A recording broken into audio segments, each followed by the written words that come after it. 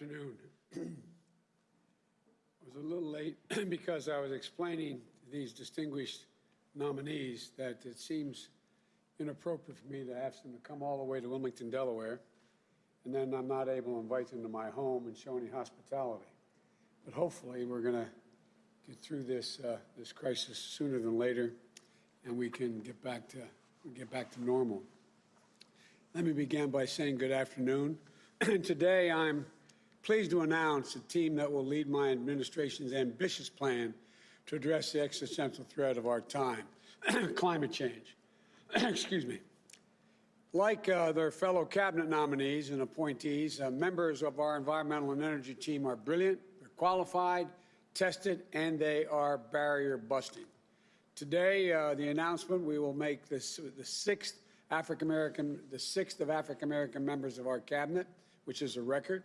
After today, our cabinet won't just be one or two precedent-breaking appointments, but 12, including today's long overdue appointment of the first Native American cabinet secretary. And welcome, welcome, welcome. Thanks for being willing to do this. Already, there are more people of color in our cabinet than any cabinet ever, more women than ever. The Biden-Harris cabinet, it will be historic. The cabinet that looks like America, that taps into the best of America, that opens doors and includes the full range of talents we have in this nation.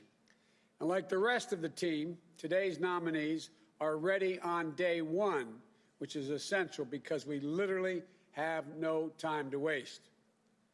Just this year, wildfires burned more than 5 million acres in California and Washington State. Across the West, they're roughly the size of the entire state of New Jersey, literally burned to the ground. Intense and powerful hurricanes, tropical storms pummeled Florida, Louisiana, North Carolina, across the Gulf and along the East Coast. Record floods, hurricane-speed windstorms, and severe droughts ravaged the Midwest. And more Americans see and feel the devastation in big cities, small towns, on coastlines and in farmlands, in red states and in blue. Look, billions of dollars in damage, homes and memories washed away, small businesses closed for good, crops and farmlands destroyed for the next generation of family farmers. And just last year, the Defense Department reported that climate change is a direct threat to more than 2/3 of our military operational critical installations in the world, particularly in the United States. And this could well be a conservative estimate. And so many climate and health calamities are colliding all at once. It's not just a pandemic that keeps people inside, it's poor air quality. Multiple studies have shown air pollution is associated with the increased risk of death from COVID-19. Folks, we're in a crisis. Just like we need to be a unified nation in response to COVID-19, we need a unified national response to climate change. We need to meet the moment with the urgency it demands, as we would during any national emergency. And from this crisis, from these crises, I should say, we need to seize the opportunity to build back and build back better than we were before. That's what this administration is going to do with the help of these fine people. You know, when we think about climate change, we think jobs, good-paying union jobs. A key plank of our Build Back Better economy and economic plan is building a modern, climate-resistant infrastructure and a clean energy future. We can put millions of Americans to work modernizing water, transportation, and energy infrastructure to withstand the impacts of extreme weather. When we think about renewable energy, we see American manufacturers, American workers racing to lead the global market. We see farmers making agriculture first in the world to achieve net zero emissions and gaining new sources of income in the process on the farm. And we see small businesses and master electricians designing and installing innovative, energy-conserving buildings and homes. We're going to reduce electric consumption and save hundreds of thousands of dollars a year in energy costs. And we will challenge everyone to step up. And we'll bring America back back into the Paris Agreement and put us back in the business of leading the world on climate change again. The current administration reversed the Obama-Biden fuel efficiency standards and picked big oil companies over American workers. Our administration will not only bring those standards back, we'll set new ambitious standards that our workers are ready to meet today. We see American workers building and installing over 500,000 electric vehicle charging stations across this country. We see American consumers switching to electrical vehicles through rebates and incentives. And not only that, the federal government owns and maintains an enormous fleet of vehicles. We're going to harness the purchasing power of our federal government to make sure we're buying clean electric vehicles that are made and sourced by union workers right here in America. Altogether, this will mean 1 million new jobs in the American auto industry. And we'll do another big thing, put us on a path of achieving a carbon pollution-free electric sector by the year 2035 that no future president can turn back. Transforming the American electric sector to produce power without carbon pollution will be the greatest spur to job creation and economic competitiveness in the 21st century, not to mention the benefits to our health and our environment. We need to get to work. We've got to get to work right away. We'll need scientists at national labs, land-grant universities, historic black colleges and universities to innovate the technologies needed to generate, store, and transmit this clean energy. We'll need engineers to design them, workers to manufacture them. We'll need iron workers and welders to install them. That's how we're going to become the world's largest exporter of these technologies, creating even more jobs. We know how to do this. The Obama-Biden administration reduced the auto industry and, I should rescued the automobile industry while reducing pollution and at the same time helped them retool. We made solar energy cost competitive with traditional energy, weatherized more than 1 million homes. The Recovery Act made record clean energy investments, $90 billion, on everything from smart grid systems to clean energy manufacturing. And we're going to do it again, but this time bigger, faster, and better than before. We're also going to build 1.5 million new energy-efficient homes and public housing units that will benefit our communities 3 times over by alleviating the affordable housing crisis, by increasing energy efficiency, and by reducing the racial wealth gap linked to home ownership. We're going to create more than 250,000 jobs right away to do things like working toward plugging the 3,200,000 abandoned oil and gas wells that the EPA says pose an ongoing threat to the health and safety of our communities. There are going to be good-paying union jobs doing that. We're going to launch new modern-day civilian climate corps to heal our public lands and make us less vulnerable to wildfires and floods. And I believe that every American has a fundamental right to breathe clean air and drink clean water. But I know that we haven't fulfilled that right. No, we haven't fulfilled that right for a generation or more in places like Cancer Alley in Louisiana, or right here in my state along Route 9 and the Delaware Corridor. Fulfilling this basic obligation to all Americans, especially low-income, white, black, brown, and Native American communities, who too often don't have the clean air and clean water. It's not going to be easy, but it's absolutely necessary. And we are committed to facing climate change by delivering environmental justice. These aren't pie-in-the-sky dreams. These are concrete, actionable solutions. And the team's going to get it done. For the Secretary of Interior, I nominate Congresswoman Deb Haaland. She's the Pueblo people, only 35 generations in New Mexico. And she's from a military family. Her mom, also Pueblo, served in the United States Navy. Her dad, a Norwegian-American, a Marine, now buried in Arlington. A single mom, she raised her child while running a small business. When times were tough, they relied on food stamps. Congresswoman Haaland graduated from law school and then got involved in politics, in public life. 2 years ago, she became one of the first Native American women to serve in the United States Congress. She serves on the Armed Services Committee and the Committee on Natural Resources and chairs the subcommittee on national parks, forests, and public lands, which I have an incredibly sincere interest in, where she learned and she earned the respect of a broad coalition of people, from tribal leaders to environmental groups to labor. As the first Native American cabinet secretary in the history of the United States of America, she'll be a true steward of our national parks, our natural resources, and all of our lands. The federal government has long broken promises to Native American tribes who've been on this land since time immemorial. With her appointment, Congresswoman Haaland will help me strengthen the nation-to-nation relationship, and I'm honored to accept that she's been willing, when I called her, to accept this critical role. Again, Deb, thank you for doing this. For Secretary of Energy, I nominate Governor Jennifer Granholm. First woman, where's Jennifer? Back there. She's a great friend as well.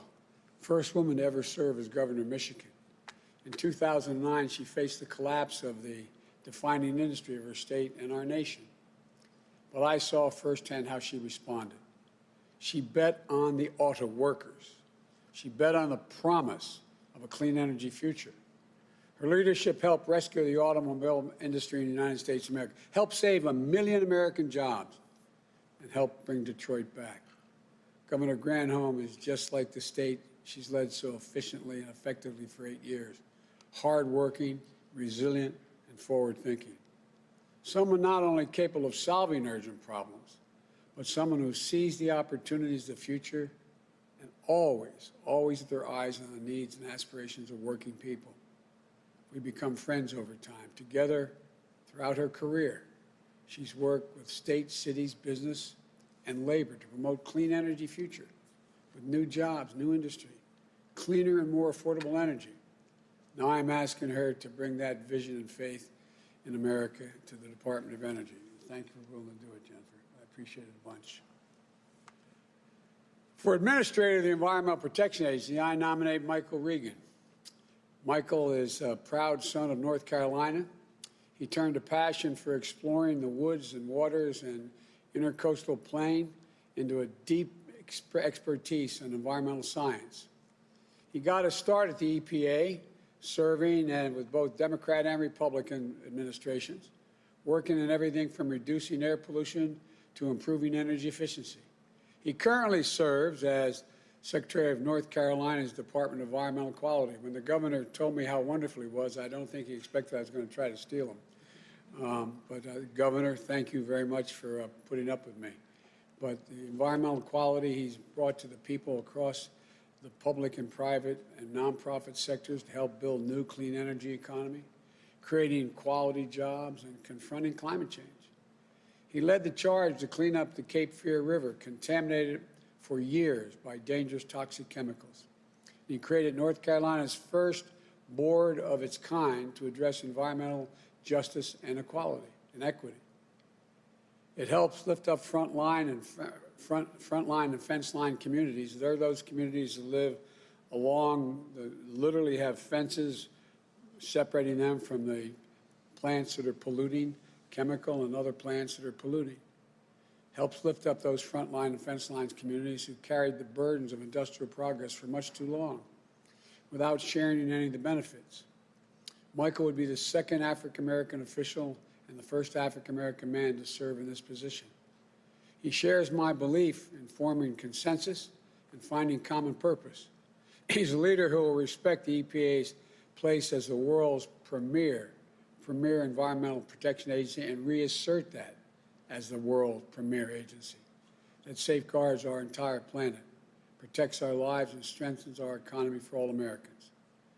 And to chair the Council on Environmental Quality, I nominate Brenda Mallory, an accomplished public servant, brilliant environmental lawyer, daughter of a working-class family who has dedicated her life to solving the most complex environmental challenges facing America.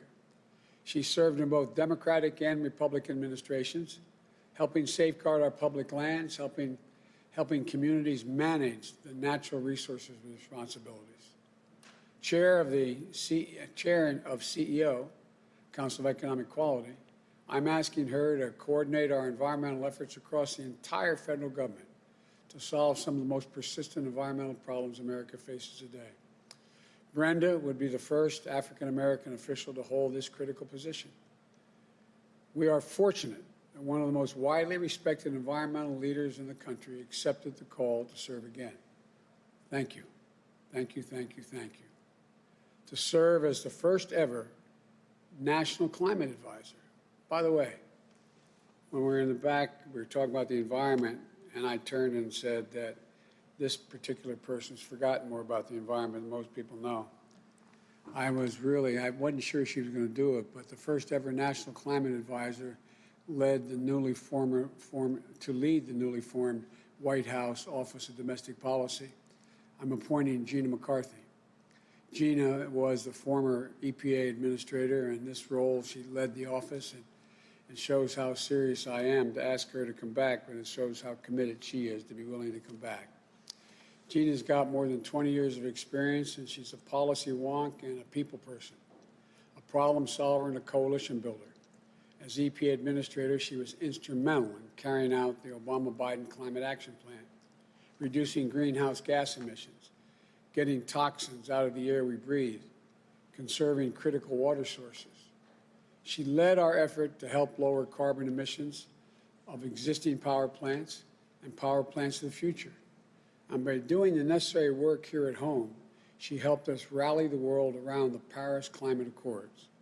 Today, I'm asking her to take a singular focus on carrying out the ambitious climate agenda here at home and working with my special envoy, former Secretary of State John Kerry, who leads our climate effort around the world. And I'm grateful that she agreed to do it. I'm looking forward to working alongside her again. I used to drive her crazy when I was vice president, always calling, asking all these questions. And she's thinking, my God, what's he going to do as president? But and to serve as our National Climate Advisor, I appoint Ali Zaidi, excuse me. And Ali, you can call me Bidden. If I mispronounced your last name, I apologize. He served as the top climate advisor to President Obama and me in the Office of Management and Budget and the Domestic Policy Council. He helped draft and implement our climate action plan and secure the Paris Climate Agreement. He currently serves as New York Deputy Secretary of Energy and Environment and the state's chairman of Climate Policy and Finance. He's helping to create jobs generating solar and wind power, jobs building electric charging stations, and a more modern grid with bold climate action grounded in science, economic, and public health. And he's an immigrant from Pakistan who grew up in the Rust Belt outside of Erie, Pennsylvania. I was from the better part of the state, Northeast. We're Scranton and Pittsburgh area, But all kidding aside, he knows we can beat climate crisis and we can do it with jobs. He knows we can deliver environmental justice and revitalize communities as well, too often overlooked and forgotten. And every day he'll walk into the White House knowing the world is looking for America to lead. I say to each one of you, thank you for answering the call, and thank you to your families. We could not do this without them. We couldn't do it without you. To the career civil servants at the agencies, I know many of you have felt forgotten for a long time. We look forward to working with you, to once again carrying out your department's mission and honor the integrity of the offices and the organization you're involved with. And to the American people, yes, the goals I've laid out are bold. The challenges ahead are daunting. But I want you to know that we can do this. We must do this, and we will do this. We are America. There's nothing we can't do, and we do it together. So I say again to all of you, God bless you all. May God protect our troops. And now I'm going to turn this to the team, starting with our next Secretary of Interior, Congresswoman Deb Haaland. Deb, the floor is yours once they clean off the... There you go.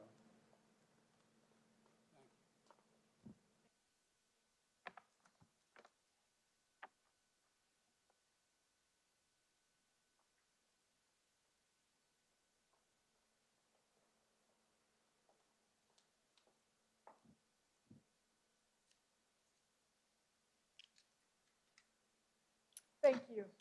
Thank you. I'm proud to stand here on the ancestral homelands of the Lenape tribal nation. The President-elect and Vice President-elect are committed to a diverse cabinet, and I'm honored and humbled to accept their nomination for Secretary of the Interior. Growing up in my mother's Pueblo household made me fierce. My life has not been easy. I struggled with homelessness. I relied on food stamps and raised my child as a single mom. These struggles give me perspectives, though, so that I can help people to succeed. My grandparents, who were taken away from their families as children and sent to boarding school in an effort to destroy their traditions and identities, maintained our culture. This moment is profound when we consider the fact that a former Secretary of the Interior once proclaimed his goal to, quote, civilize or exterminate us. I'm a living testament to the failure of that horrific ideology. I also stand on the shoulders of my ancestors and all the people who have sacrificed so that I can be here. My dad was a U.S. Marine, and no matter where we were stationed, he made sure we spent time outdoors. Time with my dad in the mountains or on the beach, and time with my grandparents in the cornfield at Laguna taught me to respect the earth and to value our resources. I carry those values with me everywhere. I'm a product of their resilience. As our country faces the impacts of climate change and environmental injustice, the Interior Department has a role to address these challenges. The President-elect's goals, driven by justice and empowering communities who have shouldered the burdens of environmental negligence. And we will ensure that the decisions at Interior will once again be driven by science. We know that climate change can only be solved with participation of every department and of every community. Coming together in a common purpose, this country can and will tackle this challenge. The President-elect and Vice President-elect know that issues under Interior's jurisdiction aren't simply about conservation. They're woven in with justice, good jobs, and closing the racial, wealth, and health gaps. This historic moment will not go by without the acknowledgement of the many people who have believed in me over the years and had the confidence in me for this position. I'll be fierce for all of us, for our planet and all of our protected land, and I'm honored and ready to serve. Thank you again.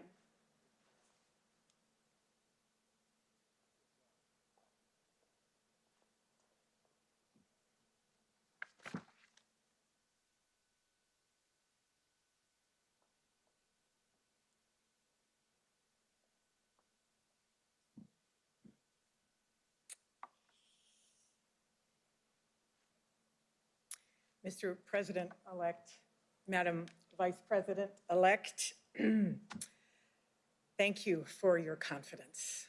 I bring my gratitude and that of the loves of my life, my husband and best friend and partner, Dan Mulhern, my glorious children and their equally magnificent spouses, Connor and Alexis, Cece and Damian and Jack. My commitment to clean energy was forged in the fire. I was the governor of Michigan, as the president-elect said, during the Great Recession, when it struck and pushed our auto industry, which is the lifeblood of Michigan, to the brink of utter collapse. Workers were losing their jobs through no fault of their own. Banks wouldn't lend. People were losing their houses. Our unemployment rate in Michigan was 15%. In Detroit, it was 28%. But then, thankfully, as now, help was on the way. Joe Biden and the Obama administration worked with us to rescue the auto industry and the million jobs that are attached to it. They worked with us to retool and electrify Detroit for the future, of course, and to diversify Michigan's economy on the premise of this promising future in clean energy. So today, in the midst of another harrowing crisis, clean energy remains among the most promising jobs and economic growth sector in the world. Over the next 2 decades, countries and companies are going to invest trillions, not just billions, trillions, in electric cars and batteries and wind turbines and solar panels and energy-efficient appliances and energy-efficient buildings. They're going to upgrade their electric grids using smart technology. Millions of good-paying jobs are going to be created. Millions. But where? Where will those jobs be? Are they going to be in China or in the other countries that are fighting tooth and nail to corner the market on this hopeful electric and clean energy future? Or are those jobs going to be here in America?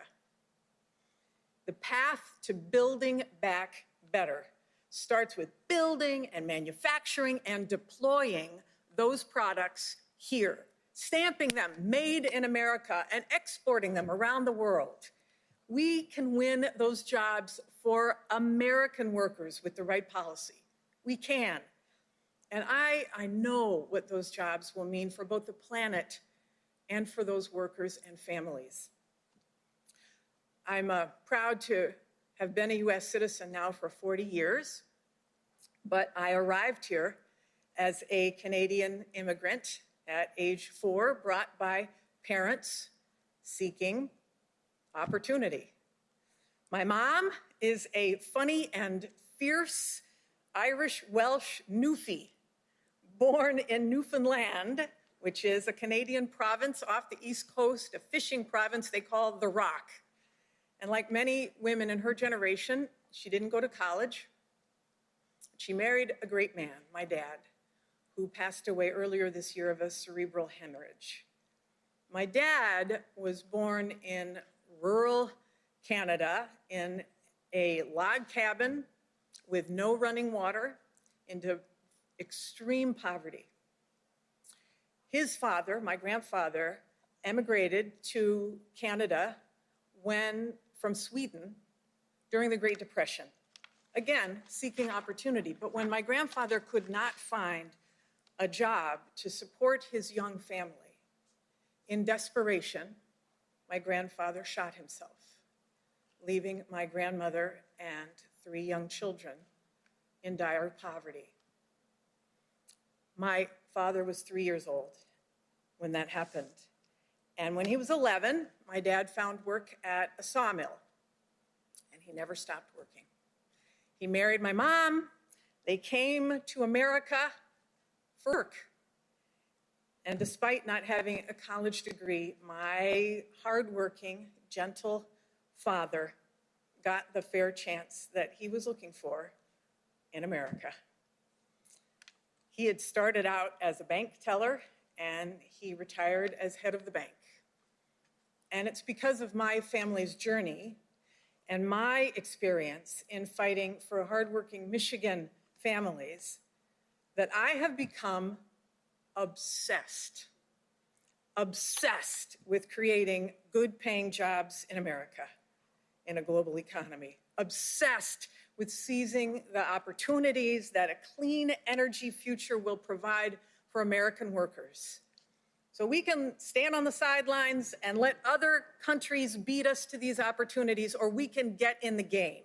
And I am so ready and honored, Coach, that you are putting me on the field with this amazing team to help create those jobs in every pocket of this country, and especially in the hardest hit places, and for the people who are still waiting on the fair chance that they need. Thank you for tapping me to work on their behalf.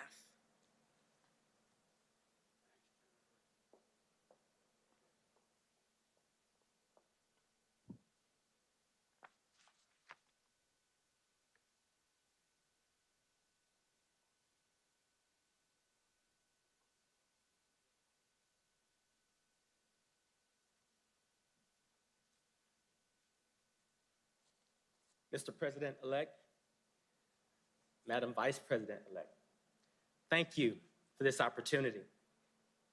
Growing up as a child, hunting and fishing with my father and grandfather in eastern North Carolina, I developed a deep love and respect for the outdoors and our natural resources. But I also experienced respiratory issues that required me to use an inhaler on days when pollutants and allergens were especially bad.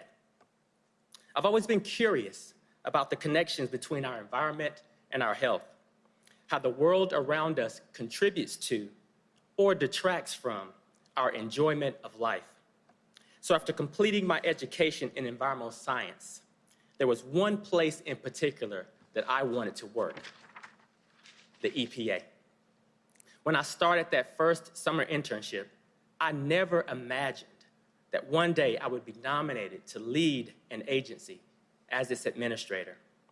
So this opportunity, well, it's a dream come true.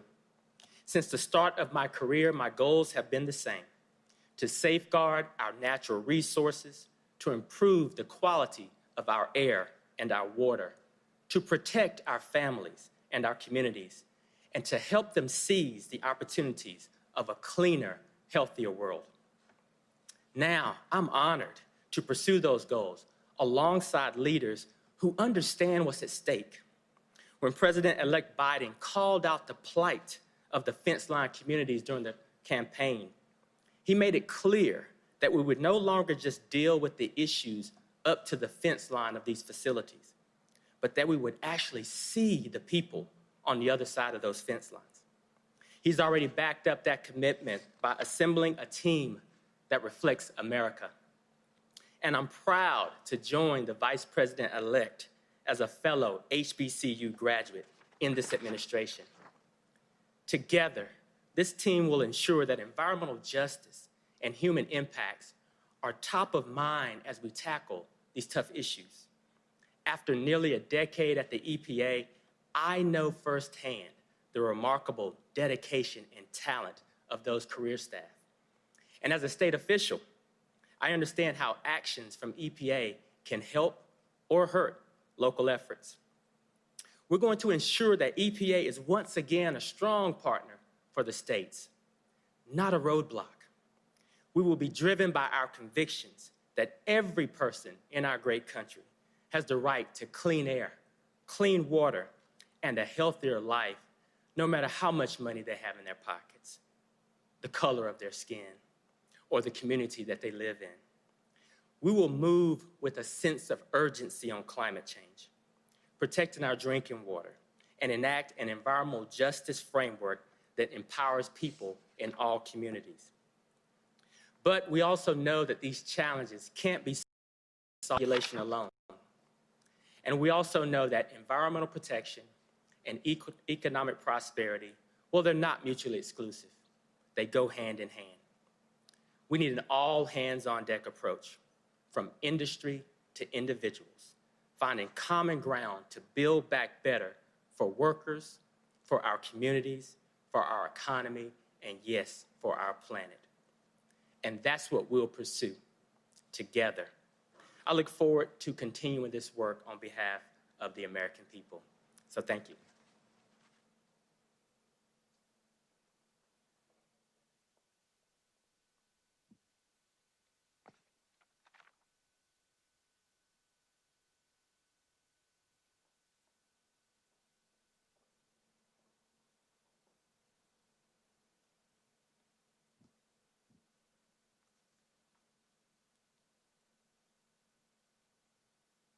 Good afternoon.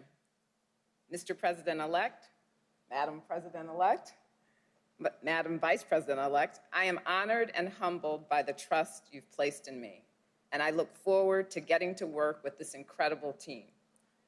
I'm especially grateful for the chance to return to public service at a time when agency personnel are looking for optimism. And so many communities are struggling under the weight of persistent, interwoven crises. I know firsthand the challenges that everyday people face when one unexpected illness or expense can upend the economic stability of a family. I grew up in the working class community of Waterbury, Connecticut, a town not so different from Scranton, Pennsylvania. I know the faces of the marginalized, and I appreciate the challenges of urban pollution. While the words climate change and environmental injustice were not part of the vernacular back then, the evidence of their impacts was all around. In that setting, there was plenty of opportunity to work to make a difference in people's lives. For my parents, and particularly my father, dedication to tackling community challenges was vitally important. Service in all its forms was essential. They taught me to be a problem solver, to recognize that each of us is blessed with different talents, and we are all called to bring those gifts to bear in wherever we are, to work with anyone and everyone to make things better in communities that we share. This has been the driving force and the guiding principle of my journey. I earned a high school scholarship that changed the course of my life. I became the first person in my family to go to college. I attended law school.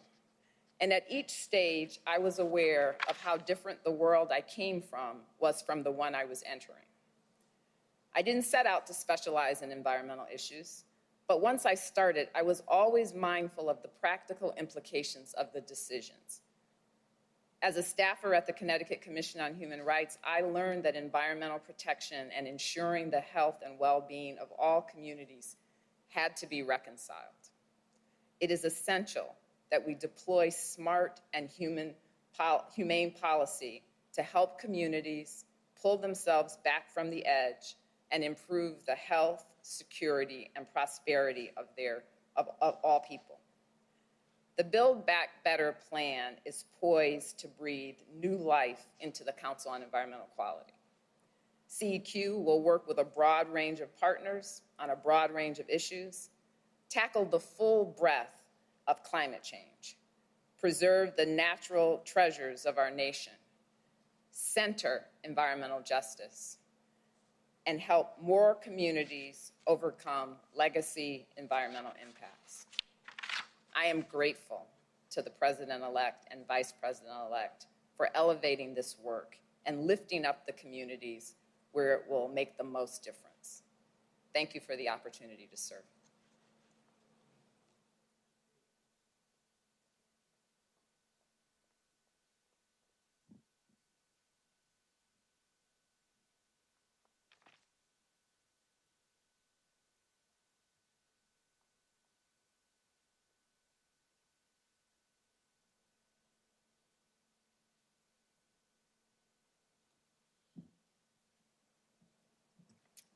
Mr. President-elect, Madam Vice President-elect, thank you so much for this opportunity to serve and to work beside and with this incredibly talented team.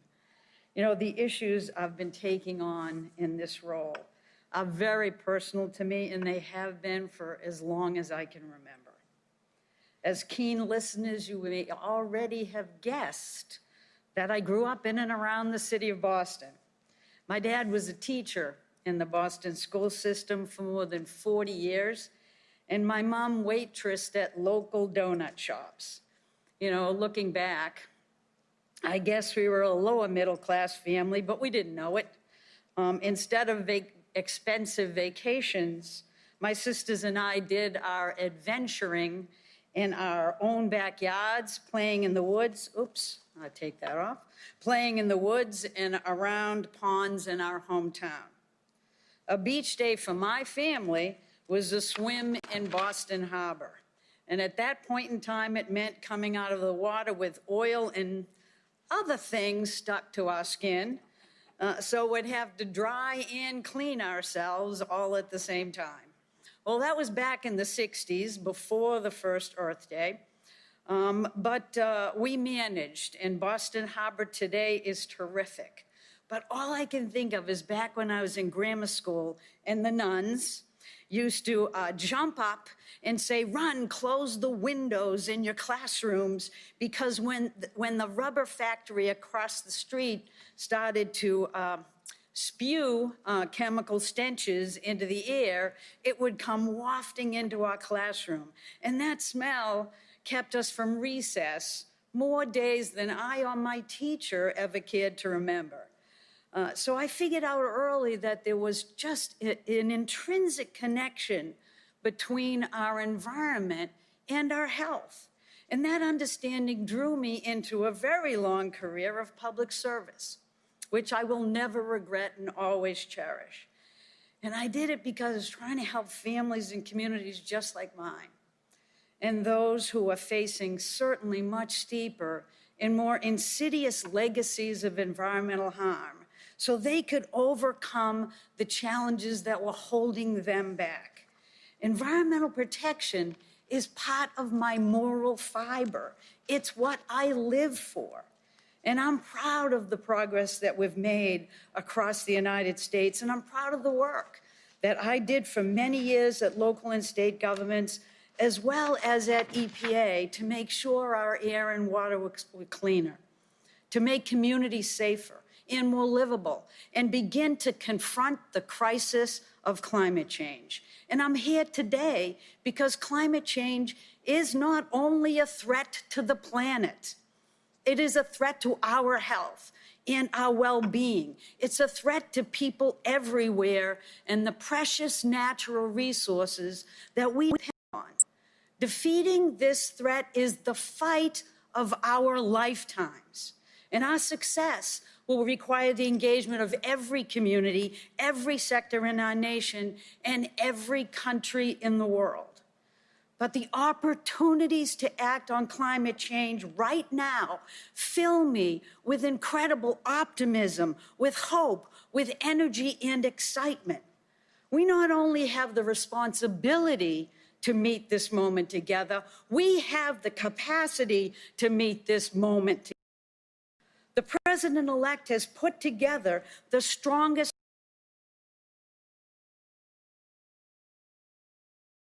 rises to the incredible moment of opportunity we have to build back better for our health, for jobs, and for communities that have been systematically disadvantaged for years.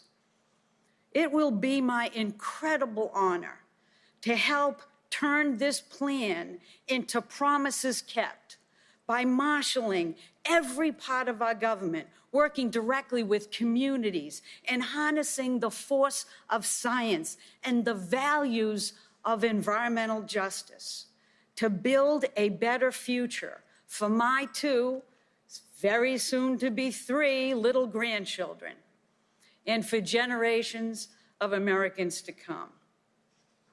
So thank you for this opportunity to help put Americans back to work in innovative, good-paying, clean energy jobs, to improve the health of our communities, and to help clear the path for people in every hometown in America to live brighter, cleaner, and more vibrant lives. Thank you.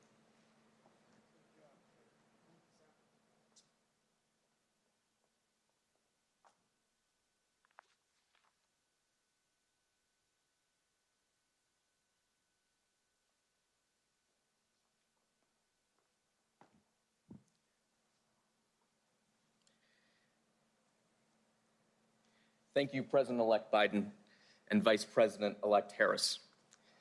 I am deeply honored to answer your call to serve this nation that I love, especially at this moment of consequence. For our planet and for the people who live here, the peril of the climate crisis is already evident. But we can also see the promise in the jobs, casting and machining, installing and rewiring, pouring new foundations, and building new industries. And in the possibility of repairing communities, hurt, places where pollution has been heavy, and opportunity has never quite reached. Mr. President-elect and Madam Vice President-elect, you campaigned on delivering that promise by mounting a response equal to the existential threat that we face, not only by listening to the science, but also by invigorating the economy, revving up manufacturing and innovation, spurring good-paying union jobs, and advancing justice long overdue, leading by the example of America at its best. When my parents moved from Pakistan to Pennsylvania, they brought 2 little kids and a few suitcases of dreams. Dreams their kids are living today. Danish, my brother, a doctor on the front lines of the COVID crisis, and me, moving to the front lines of the fight against climate change. To be healthy, to have purpose, to be able to give back. That is how our parents taught us to define the American dream. I am so grateful to be serving alongside the team you have assembled. Grateful for Gina McCarthy, my guide and my good friend, for the incredible and inspiring leaders on this stage, and for those with whom we'll partner all across your administration. This has been a trying year for all Americans, marked by so much loss. But throughout, you, sir, have been there for us. And when the pandemic hit closer to home, you were there for me. Mr. President-elect, that is who you are, a person of faith and family, of decency and goodness. Your leadership gives me hope. My students, scientists imagining and inventing, they give me hope. Young organizers mobilizing and advocating, they give me hope. And together, I know we will meet this moment. Thank you, and God bless you.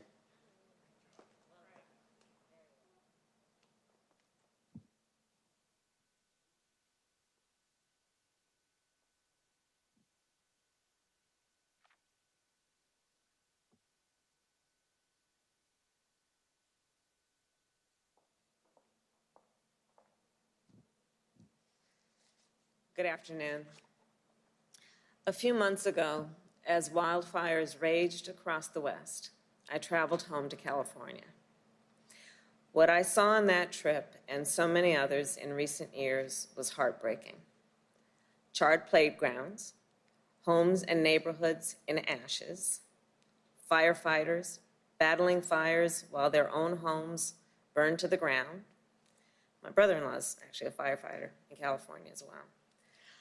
Some of the most toxic air anywhere in the world. 2 years ago, in 2018, when I visited communities like Paradise, California, that had been devastated by wildfires, that year's fire season was considered the worst in California's history. This fire season was even worse. The worst in California's history and America's history. And of course, fires are only one symptom of our growing climate crisis. In recent years, families across the Midwest have experienced historic flooding, while families all along our coast have endured some of the most active hurricane seasons on record. They only name a storm if it's particularly dangerous. This year, we had more named storms than ever before. Our climate crisis is not a partisan issue, and it is not a hoax. It is an existential threat to all of us, particularly poor communities and communities of color who bear the greatest risks from polluted air, polluted water, and a failing infrastructure. Many years ago, 15 years ago, when I was district attorney in San Francisco, I created the first environmental justice unit in the city, and it was one of the first in our country. Because I believed then, as I do now, everyone has a right to breathe clean air and drink clean water. And of course, so does our President-elect Biden. Part of the reason I was so proud to join Joe Biden as his running mate was because he was proposing one of the most ambitious climate plans in history. A plan to secure carbon pollution-free electricity by 2035. A plan to achieve net zero emissions no later than 2050. A plan to invest in a clean energy future and create millions of good-paying union jobs along the way. And the team that President-elect Biden and I are announcing today will help make that plan a reality. These are some of our country's most seasoned public servants and climate experts. They have experience mastering the most effective way to get things done when it comes to climate change.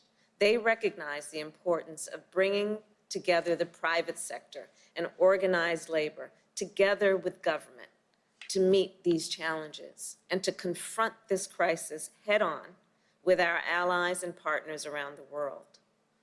And they are compassionate leaders who understand that ultimately addressing climate change is about building safer communities and healthier communities and thriving communities for all Americans. These public servants reflect the very best of America, and they are the team we need to meet this urgent challenge. In his 2015 encyclical, the Holy Father Pope Francis wrote, quote, "Humanity still has the ability to work together in building our common home.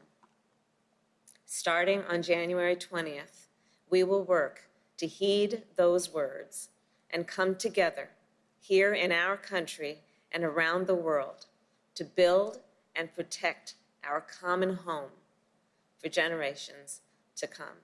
Thank you, Mr. President-elect, for this day. Thank you.